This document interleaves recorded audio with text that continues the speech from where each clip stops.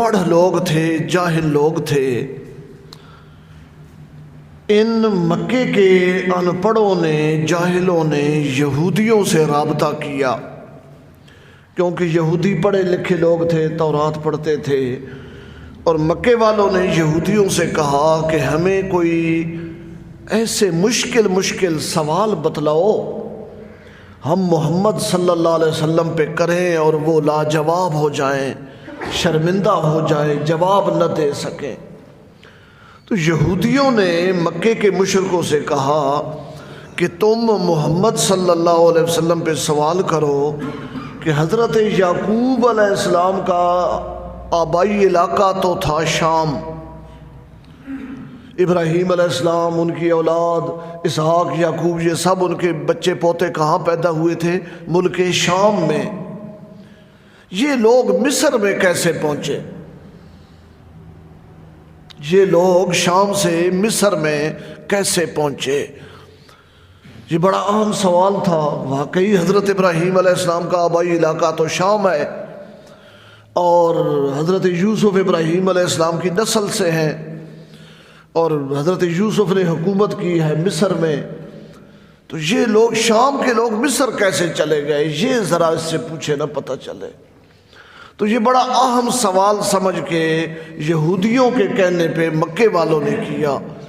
اللہ نے اس سوال کے جواب میں سورہ یوسف نازل کی، اور ایسے ایسے حقائق اور ایسے ایسے موتی اس امت کو نصیب ہوئے کہ سبحان اللہ۔ دوسرا اس صورت کے نازل کرنے کی وجہ یہ ہے کہ نبی علیہ الصلوۃ والسلام کے مخالفین آپ کے خلاف بڑے خطرناک منصوبے بناتے تھے، یہ کر دو، وہ کر دو، اس طرح کر دیں گے، اس طرح کر دیں گے۔ اللہ تعالیٰ نے یہ صورت نازل کر کے دشمنان محمد الرسول اللہ مشرکین مکہ کو بتلایا کہ تم سے پہلے بھی ایسے منصوبے بنانے والے گزرے ہیں، دیکھو یوسف کو اس کے بھائیوں نے کن پستیوں میں پھینک دیا تھا، اور اللہ نے اسے کن بلندیوں پہ پہنچا دیا۔ تمہیں بھی چیلنج ہے، زور لگا کے دیکھ لو، تم محمد کریم کو گرانا چاہتے ہو، محمد کا رب محمد کو اٹھانا چاہتا ہے، اور آخری کامیابی اس کو نصیب ہوتی ہے جس کے ساتھ اللہ کی مدد ہوتی ہے، اللہ کی رحمت ہوتی ہے۔ جس طرح حضرت یوسف کے دشمن ان کا کچھ نہیں بگاڑ سکے، اے مکے والوں تم بھی میرے محبوب نبی محمد پاک کا کچھ نہیں بگاڑ سکو گے۔ یہ ساری صورت حضرت یوسف کے گرد گھومتی ہے، صورت کا نام ہی سورہ یوسف ہے۔ اور حضرت یوسف علیہ السلام کس شان کے آدمی تھے، سبحان اللہ۔ صحیح بخاری شریف کتاب التفسیر میں روایت ہے، حضرت ابو ہریرہ رضی اللہ تعالی عنہ فرماتے ہیں، سئل رسول اللہ صلی اللہ علیہ وسلم ای الناس اکرم۔ نبی علیہ الصلوۃ والسلام سے ایک دفعہ صحابہ نے سوال کیا، یا رسول اللہ پوری دنیا میں سارے انسانوں میں سے سب سے زیادہ عزت والا بندہ کون ہے؟ پوری دنیا میں سارے انسانوں میں سے سب سے زیادہ اکرم الناس، عزت والا زیادہ کون ہے؟ تو نبی علیہ الصلوۃ والسلام نے فرمایا سب سے زیادہ عزت والا وہ ہے جو اللہ سے زیادہ ڈرنے والا ہے۔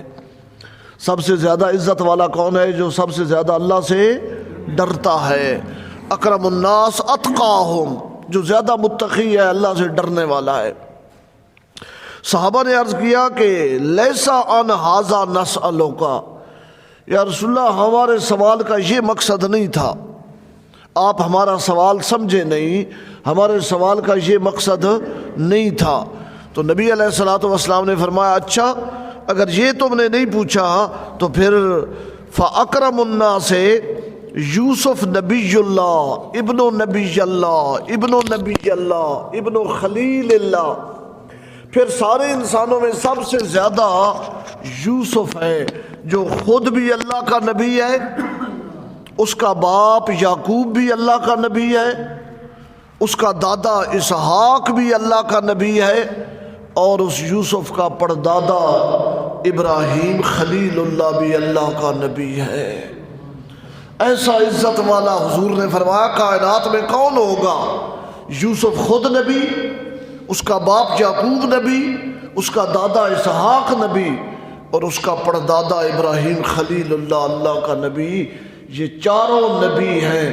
اکرم الناس، سب سے زیادہ عزت والا اگر کوئی ہے تو یوسف علیہ السلام ہے۔ صحابہ اکرام نے عرض کیا یا رسول اللہ ہمارا یہ مقصد بھی نہیں تھا، یہ بھی ہمارا سوال نہیں ہے۔ نبی علیہ السلام نے فرمایا اچھا تم عرب کے قبیلوں کے بارے میں پوچھ رہے ہو کہ عربوں کے جو قبیلے ہیں ان میں زیادہ عزت والا کون ہے؟ صحابہ نے کہا نام، ہاں یا رسول اللہ ہم تو عربوں کے بارے میں پوچھ رہے ہیں۔ تو نبی علیہ السلام نے فرمایا خیارکم فی الجاہلیہ خیارکم فی الاسلام اذا فقہوا، تمہارے جو قبیلے جاہلیت میں اسلام سے پہلے زیادہ مرتبے اور شان والے تھے وہی اسلام کے بعد بھی زیادہ مرتبے اور شان والے ہیں، بشرطے کہ دین کا علم سیکھ لیں، بشرطے کہ دین کا علم سیکھ لیں۔ تو نبی علیہ السلام نے اس حدیث میں حضرت یوسف کو کیا کہا ہے؟ اکرم الناس، خود نبی، باپ نبی، دادا نبی، پردادا نبی، یوسف کا بڑا مرتبہ ہے۔ اب ذرا ان کا واقعہ سنیں۔ فرمایا تلک آیات الکتاب،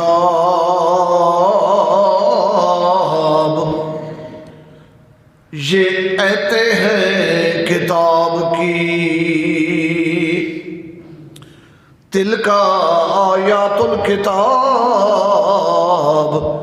یہ ایتیں ہیں کتاب کی۔ کیسی کتاب ہے یہ؟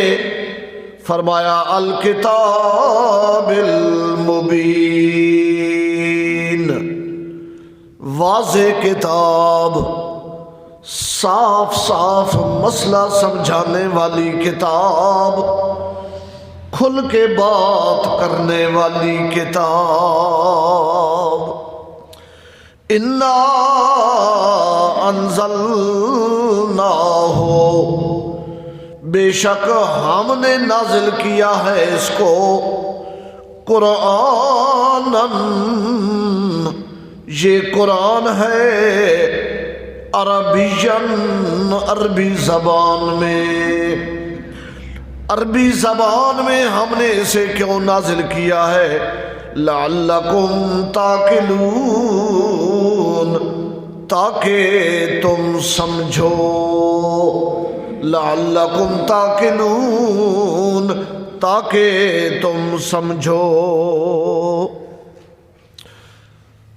معتبر تفسیروں میں زاد المسیر، قرطبی، بغوی، ساری تفسیروں میں حضرت عبداللہ بن عباس رضی اللہ عنہ کا قول لکھا ہوا ہے لعلکم تعقلون، معانی ہے لعلکم تعقلون، معانی ہے تاکہ تم اس قرآن کے معنی کو سمجھو۔ ہاں، ختم پڑھنا بھی ثواب کا کام ہے۔ نواں مکان بنایا ہے، دکان مارکیٹ بنائی ہے، اس میں قرآن کی تلاوت ثواب کا کام ہے، انکار نہیں ہے۔ ویسے تلاوت کرنا بھی باعث رحمت ہے، باعث ثواب ہے، لیکن اللہ نے اسے نازل اس لیے کیا ہے تاکہ اس کا معنی سمجھا جائے، تاکہ اس کا مطلب اور معنی سمجھا جائے کہ یہ قرآن کیوں نازل ہوا ہے، کیا کہتا ہے۔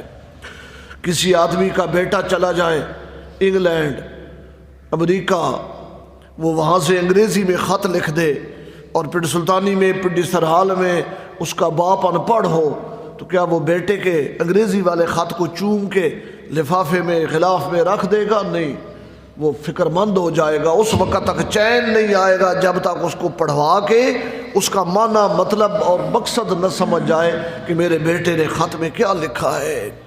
قرآن اللہ کا خط ہے، اسے سمجھو اللہ نے کیا فرمایا ہے، اللہ نے کیا فرمایا ہے۔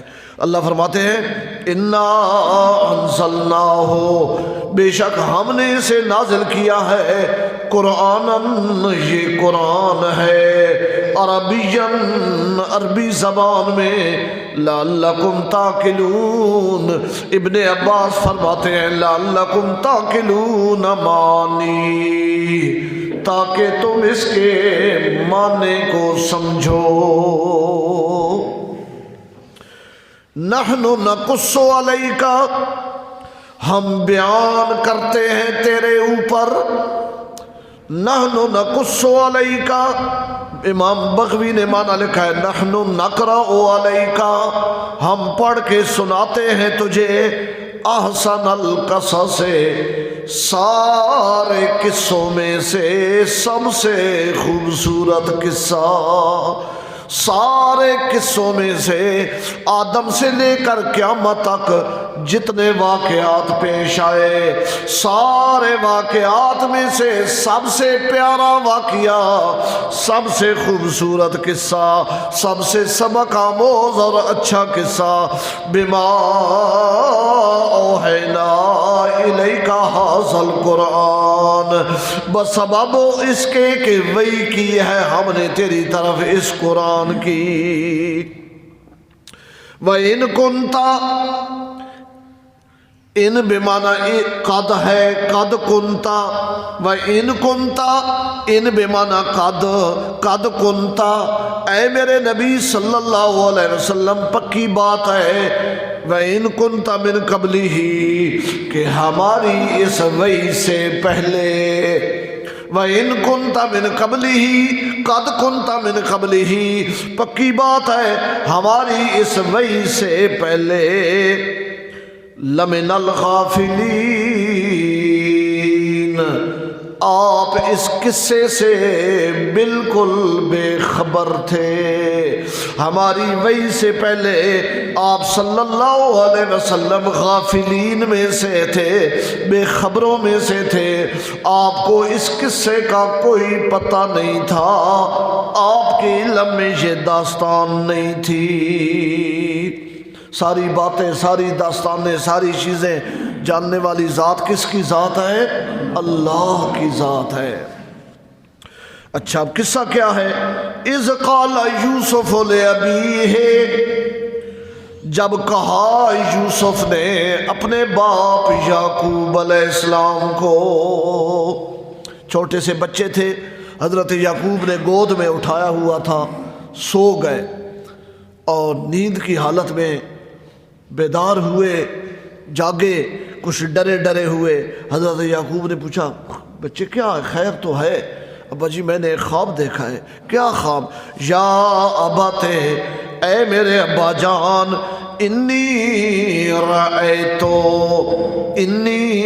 رأیتو، بے شک میں نے دیکھا ہے خواب میں، انی رأیتو فی المنام، میں نے دیکھا ہے خواب میں، اخذ 10 کوکبا، کہ 11 ستارے ہیں، 11 ستارے ہیں، اور میں نے خواب میں دیکھا کہ وہ آسمان سے نیچے آ رہے ہیں، نزل من السماء، آسمان سے زمین کی طرف اتر رہے ہیں، والشمس، اور میں نے خواب میں دیکھا کہ سورج بھی آسمان سے زمین کی طرف آ رہا ہے، والقمر، اور میں نے چاند کو دیکھا کہ وہ بھی آسمان سے اپنی جگہ چھوڑ کے زمین کی طرف آ رہا ہے، رأیتہم، پھر میں نے انہیں دیکھا، لی ساجدین، کہ زمین پر آ کر 11 ستاروں نے، سورج اور چاند نے میرے سامنے سجدہ کیا ہے۔ سجدے سے مراد کون سا سجدہ ہے؟ تعظیمی سجدہ۔ سجدے کی 2 قسمیں ہوتی ہیں، ایک ہوتا ہے سجدہ عبادت، ایک ہوتا ہے سجدہ تعظیم۔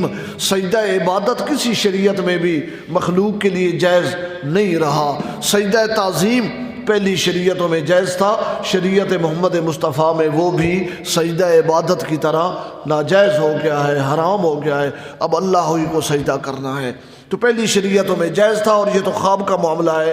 ابا جی میں نے خواب دیکھا، نیند میں دیکھا، 11 ستارے آسمان سے زمین پہ اترے، سورج چاند اترے، اور ان سب نے میرے سامنے تعظیم کا سجدہ کیا۔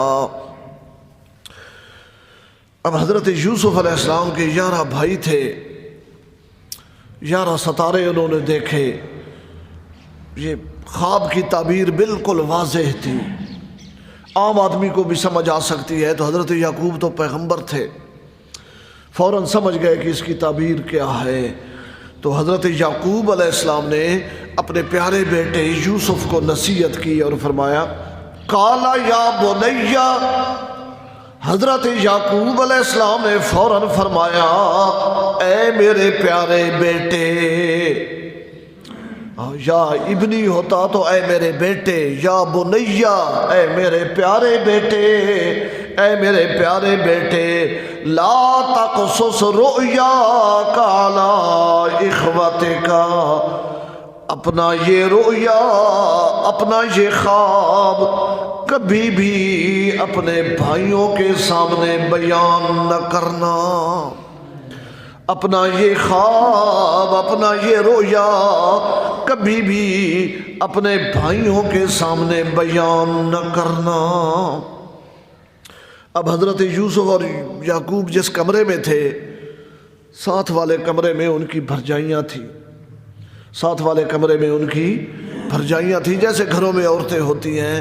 انہوں نے باپ بیٹے کے درمیان ہونے والی یہ گفتگو سن لی، اور عورتوں کا مزاج ہوتا ہے، عورتیں کوئی بات سن لیں تو وہ ان کے پیٹ میں اس وقت تک نہیں رہ سکتے جب تک اسے زہر نہ کر لے، ان کا پیٹ پھٹتا ہے ان کا پیٹ۔ تو شام کو جب ان کے مرد کام کاج سے لوٹ کے آئے تو انہوں نے ان کو بتایا کہ آج یہ باتیں ہو رہی تھی یوسف کی بابا جی کے ساتھ۔ خیر، تو حضرت یعقوب علیہ السلام نے فرمایا کہ اس کو اپنے بھائیوں کے سامنے کبھی پی جا اس خواب کو، اگر تو نے زہر کر دی اپنی یہ خواب بھائیوں کے سامنے، فَيَكِيدُوا لَكَ كَيْدًا، فَيَكِيدُوا لَكَ كَيْدًا، پس وہ کوئی منصوبہ بنائیں گے تیرے خلاف، سخت قسم کا منصوبہ۔ تفسیر قرطبی میں لکھا ہوا ہے فَيَكِيدُوا لَكَ كَيْدًا فِي هَلَاكِكَ، وہ تجھے ہلاک کرنے کے لیے، تجھے قتل کرنے کے لیے کوئی نہ کوئی منصوبہ ضرور بنائیں گے،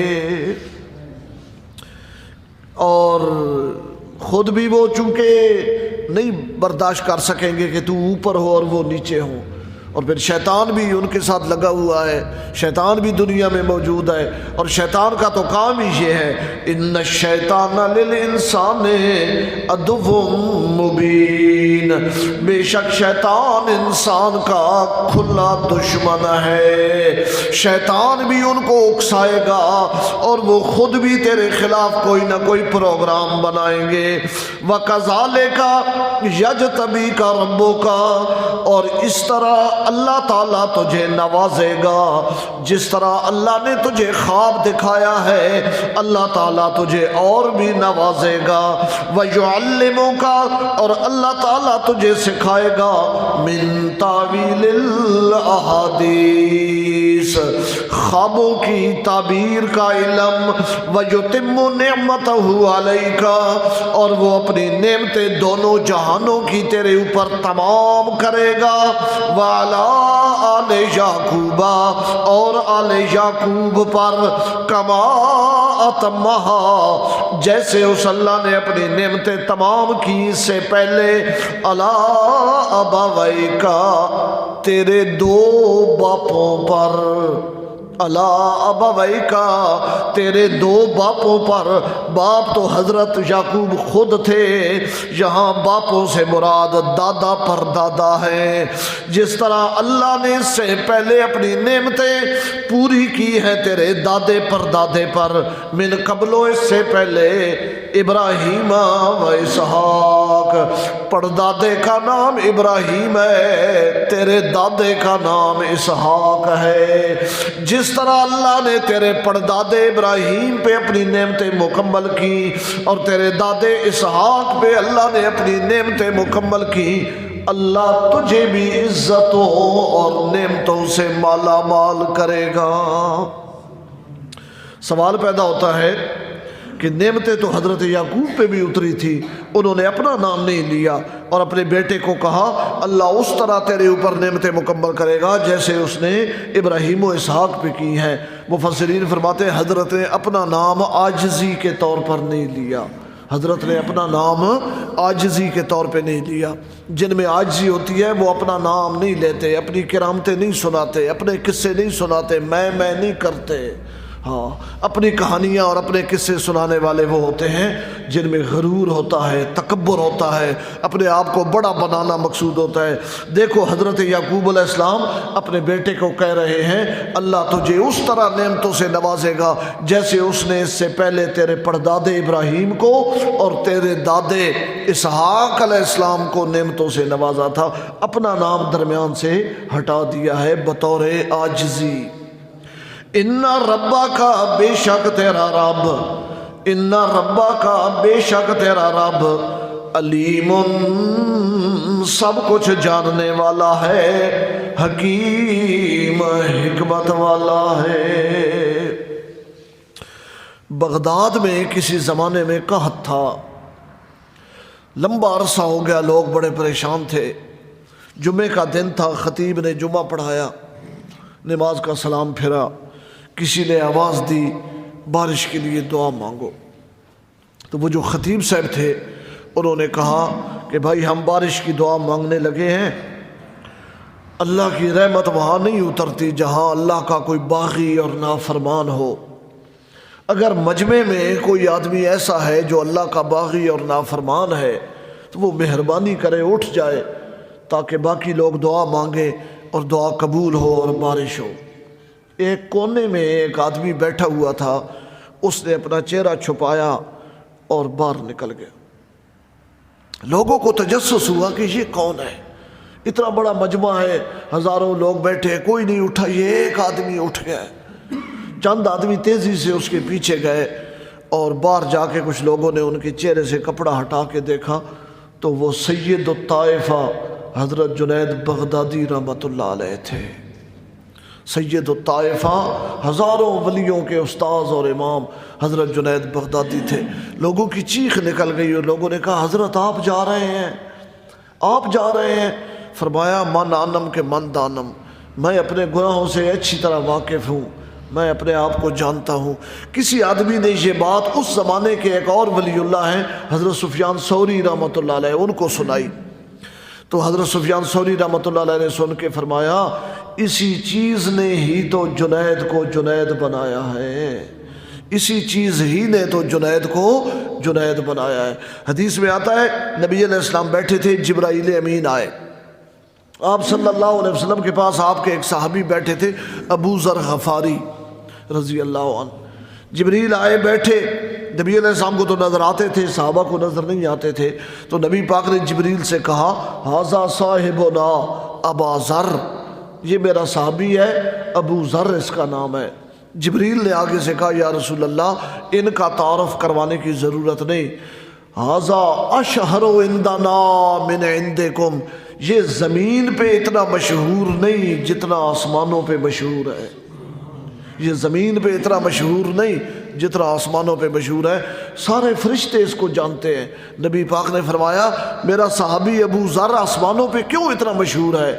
جبریل نے کہا لصغرہ فی نفسہ، یہ اپنے آپ کو دوسرے لوگوں سے حقیر سمجھتا ہے، یہ اپنے آپ کو سب سے گھٹیا سمجھتا ہے، اس لیے اللہ نے اسے اتنی شان دے دی ہے کہ آسمان کا ہر فرشتہ اس کو جانتا ہے۔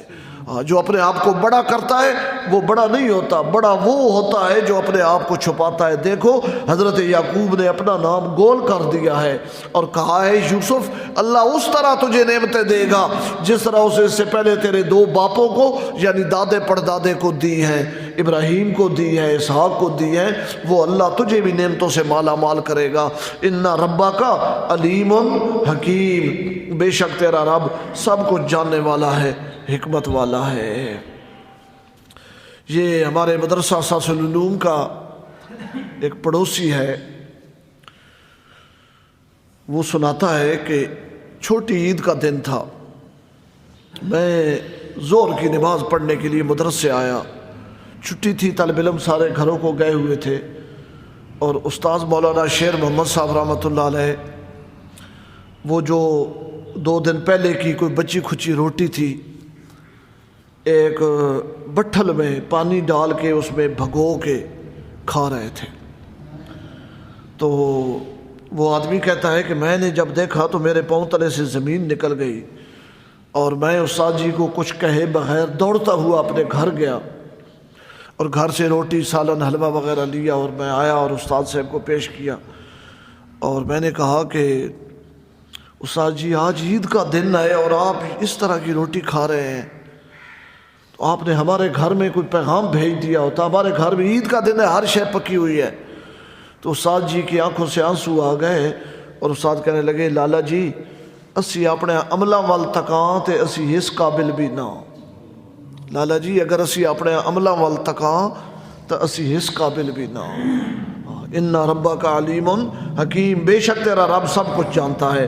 آگے اللہ تعالیٰ فرماتے ہیں لقد کان فی یوسف و اخوتہ، البتہ تاکہ یوسف علیہ السلام کے قصے میں اور اس کے بھائیوں کے قصے میں آیات للسائلین، بہت ساری نشانیاں ہیں سوال کرنے والوں کے لیے۔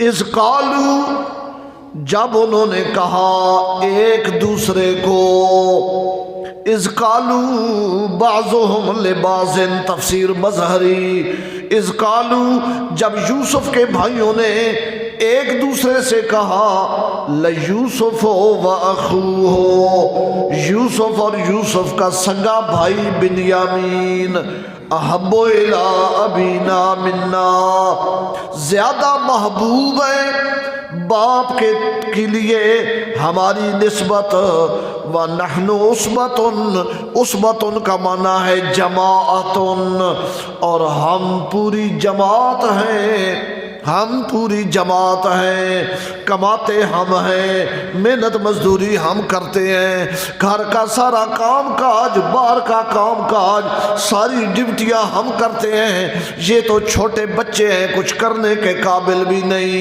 اور والد صاحب کو جب بھی دیکھو کبھی یوسف کو اٹھایا ہوا ہے، کبھی بنیامین کو اٹھایا ہوا ہے، کبھی ایک کو چومتا ہے کبھی دوسرے کو چومتا ہے۔ اِنَّا أَبَانَا لفی ضلال مبین، بے شک ہمارا ابا کھلی گمراہی میں مبتلا ہے۔ یہاں ان کی مراد گمراہی سے، ضلال سے، دین کے معاملے میں گمراہی مراد نہیں ہے۔ اگر دین کے لحاظ سے اپنے باپ کو گمراہ کہتے تو کافر ہو جاتے۔ پیغمبر کو گمراہ کہنا کہ وہ دین کے لحاظ سے بھٹک گیا ہے تو یہ تو کفر ہے۔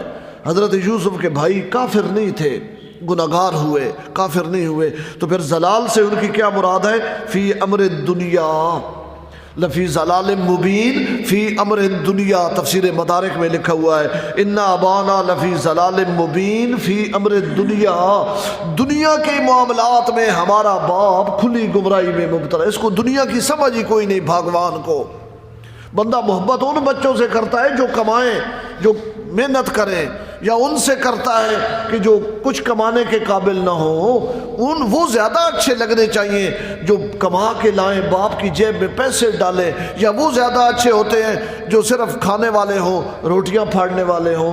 ہمارا باپ دنیا کے لحاظ سے بھٹکا ہوا ہے، غلطی پر ہے، گمراہ، اسے کوئی سمجھ نہیں۔